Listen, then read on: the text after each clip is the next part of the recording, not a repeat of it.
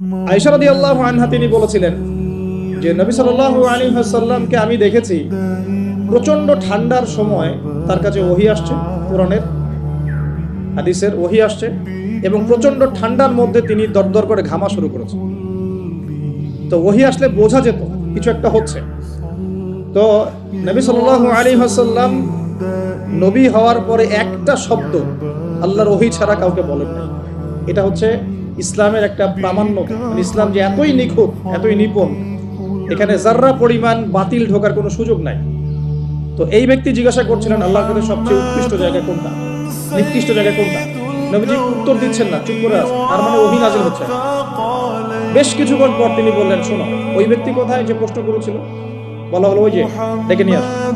তাকে কাছে ডেকে বলা হচ্ছে, শোনো, আল্লাহর কাছে সবচেয়ে উৎকৃষ্ট জায়গা হচ্ছে মসজিদ। কোন জায়গা ভাই? মসজিদ। আর আল্লাহর কাছে সবচেয়ে নিকৃষ্ট জায়গা হচ্ছে বাজার। কোন জায়গা? বাজার। যেটা আমাদের এখন বেশি বেশি বাজার, ঘন ঘন বাজার। শেষ জামানায় বাজার ঘন ঘন হবে, কিয়ামতের আলামত। বাজার ঘাট হবে খুব ঘন ঘন, বাসা থেকে বের হলেই বাজার। এটা হয় নাই এখন?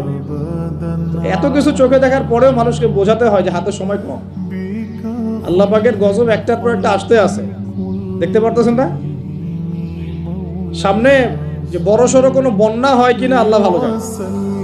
বলা হচ্ছে যে একটা জলোচ্ছ্বাসের ঝুঁকির মধ্যে আছে বিশ্বের বহু কান্ট্রি জলোচ্ছ্বাস, বড় একটা জলোচ্ছ্বাসের হুমকির মধ্যে আছে। 20 ফুট থেকে 25 ফুট পানি উঠে যাবে, উঠে উপকূলবর্তী অঞ্চলগুলো ডুবিয়ে দিবে।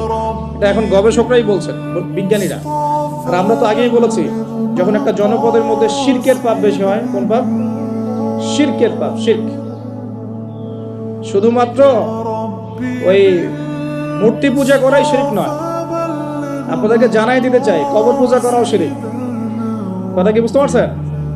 আমার কথা কিভাবে নেবেন জানি না, কিন্তু আমাকে তো বলতে হবে। শুধু মূর্তি পূজা করাই শিরক না, কবরে সেজদা করাও শিরক।